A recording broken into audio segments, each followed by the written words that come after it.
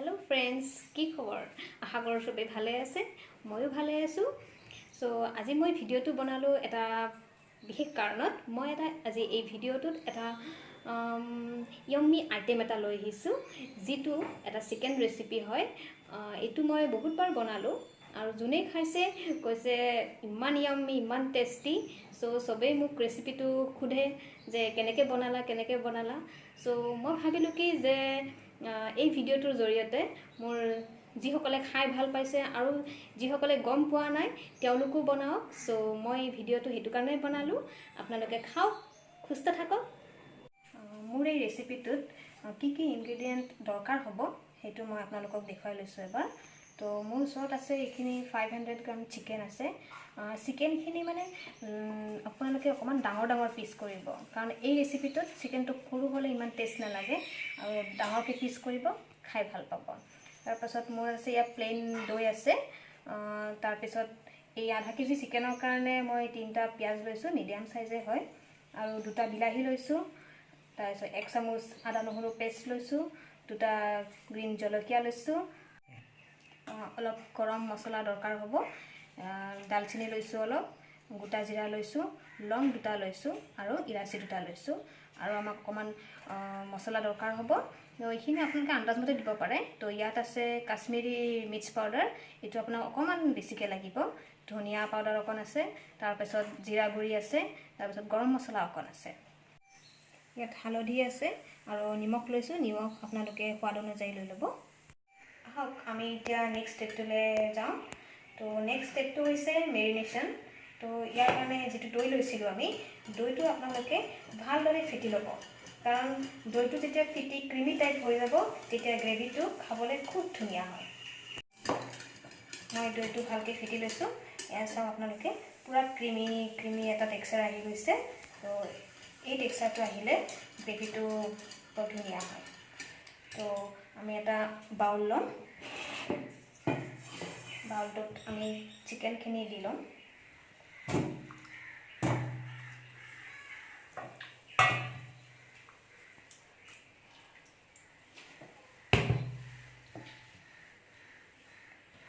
তাৰ পিছত আমি দৈটো দি ল'লো।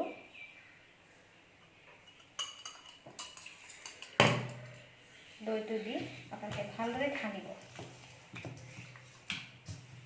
যাতে দৈটো চিকেনৰ ভিতৰলৈ সোমাই যায়।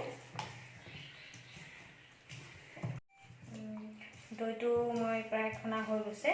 তাৰ পাছত ইয়াত আপোনালোকে অকমান হালধি গুৰি দি দিব, হালধি আৰু নিমখখিনি দি দিব আপোনালোকে।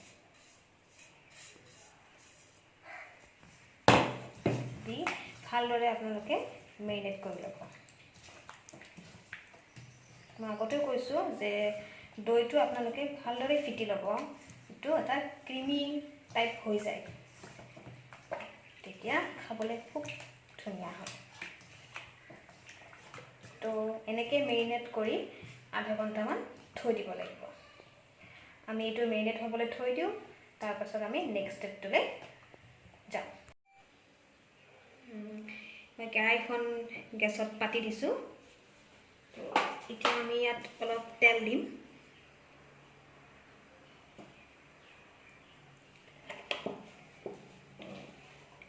তেলখিনি গৰম হ'লে, কেৰাহীটোত তেলখিনি গৰম হৈছে, এতিয়া মই যেটো গোটা জিৰা আছিলে মই তেলত দি দিছোঁ। তাৰপিছত দালচিনি দিছোঁ, ইলাচি দিছোঁ আৰু লং দিছোঁ। গৰম মছলাখিনি দিয়াৰ পিছত মই পিঁয়াজ আৰু জলকীয়াখিনি ইয়াত দিছোঁ।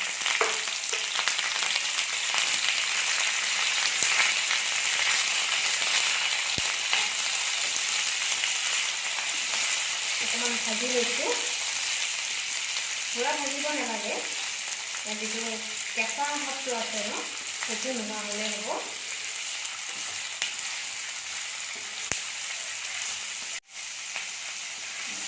পিঁয়াজখিনি এনেকৈ লৰাই থাকিব,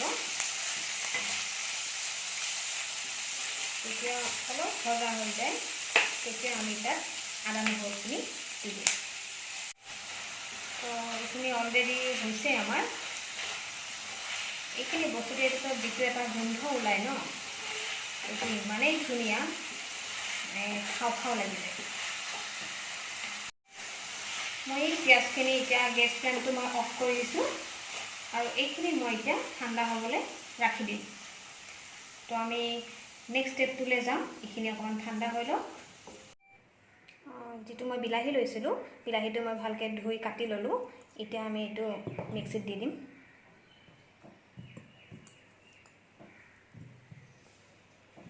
এইখিনি আমি এটা পেষ্ট বনাই ল'ম। বিলাহীখিনি মই মিক্সিত দি দিছোঁ। এতিয়া মই পেষ্টটো বনাই লওঁ।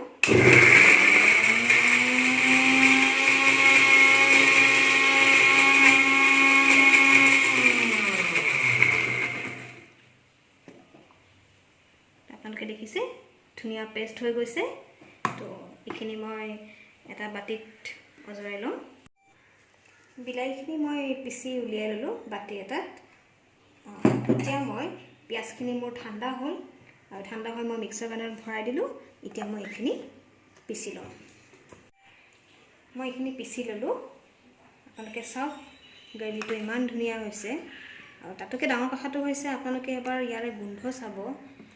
গোটেই আইটেমটোৰ এইটোৱে মানে মেইন বস্তু। ইয়াৰ ফ্লেভাৰটো বহুত ধুনীয়া হয়। তো আমি এতিয়া এইখিনি এনেকৈ ৰাখি দিছোঁ। মোৰ এইখিনি বস্তু পিছা হ'ল। এতিয়া মই আকৌ গেছ ফ্লেমটো জ্বলাই দিছোঁ। এতিয়া মই ইয়াত তেল দিম। কেৰাহীৰ তেল গৰম হৈছে। এতিয়া মই যিখিনি পিচি ল'লোঁ মিক্সিত, সেই গ্ৰেভিটো ইয়াত মই দি দিছোঁ।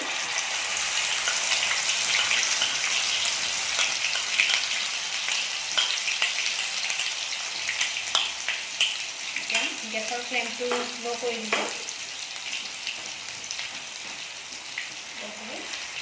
হেতাখনেৰে এতিয়া লৰাই থাকিব। এইখিনি মই ভালদৰে লৰালোঁ। ইয়াত কালাৰটো অলপমান চেঞ্জ হৈছে। আপোনালোকে দেখিছে গ্ৰেভিটো দেখিবলৈ বহুত ধুনীয়া হৈছে। তো এতিয়া মই যিখিনি বিলাহী পিচি ৰাখিছিলোঁ, মই বিলাহীখিনি দি দিম।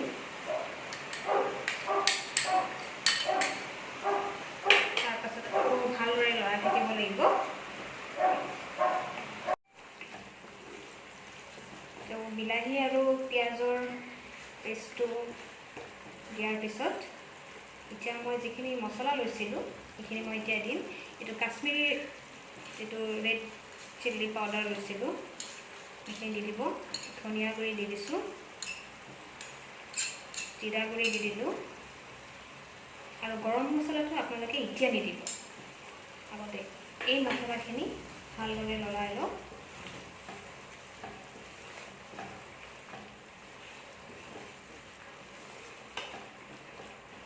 গ্ৰেভিটো দেখিবলৈ বৰ ধুনীয়া হৈছে। খাবলৈও এইটো ইমানেই ভাল হ'ব।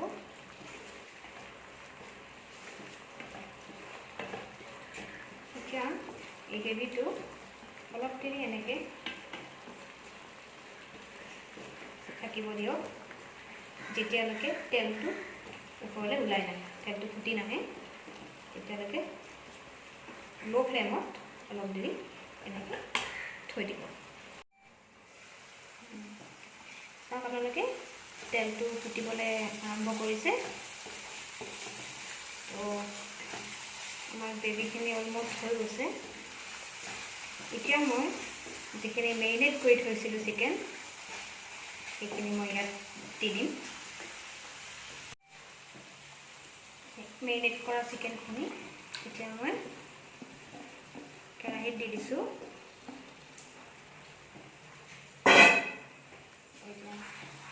আপোনালোকে ভালদৰে লৰাব যাতে মছলাখিনি চিকেনত সোমাই যাওক।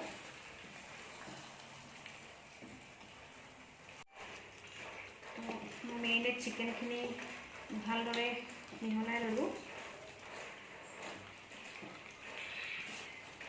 এটা ইমান ধুনীয়া য়েল্লো গ্ৰেভি এটা আহিব, আপোনালোকে খাই বহুত ভাল পাব।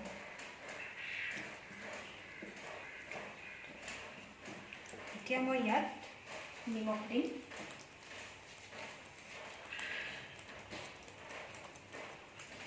নিমখটো আপোনালোকে আন্দাজমতে চাই ল'ব। তো এতিয়া এনেকৈ আমি 10-15 মিনিটমান ল' ফ্লেমত আমি ঢাকি ৰাখিম 10 মিনিটৰ পিছত মই চালোঁ যিখিনি দৈ আছিলে দৈৰ পৰা এতিয়া অকল পানী ওলাব অলপ তো ইয়াত আমি আৰু 10-15 মিনিটৰ কাৰণে এনেকৈ ঢাকি থ'ব লাগিব যেতিয়ালৈ পানীটো শুকাই থাকে তো এতিয়া মই চিকেনখিনি আকৌ চালোঁ ধুনীয়া তেলটো ওলাই আহিছে পাৰফেক্ট অকণমান লৰাই দিছোঁ এনেকৈ এতিয়া মই ইয়াত অকণমান গৰম মছলা দিম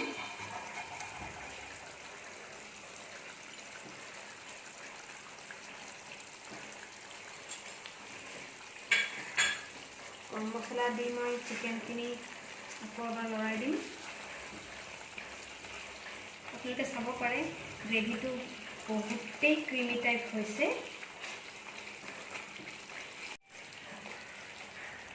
এতিয়া মই অকণমান পানী দিম চাইডে চাইডে কাৰণ চিকেনটো ভালদৰে সিজিব লাগিব মনত ৰাখিব যেতিয়া তেলটো ফুটি ওলায় তেতিয়া তাৰ পিছতহে আপোনালোকে পানী দিব পানী দিয়াৰ পিছত অকণমান লৰাই মেলি আকৌ 10-15 মিনিটৰ কাৰণে ল' ফ্লেমত ঢাকি দিব তো মই চালোঁ ঢাকন গুচাই খুবেই ধুনীয়া হৈছে দেখিবলৈ এতিয়া মই এইখিনিত লাষ্ট এটা ইনগ্ৰিডিয়েণ্ট দিম আৰু সেইটো ইনগ্ৰিডিয়েণ্ট ইম্পৰ্টেণ্ট হয় সেইটো হৈছে কচুৰি মেথি কচুৰি মেথিটো আপোনালোকে দোকানত কিনিবলৈ পাব মই ওপৰত দি দিছোঁ কচুৰি মেথি দিলে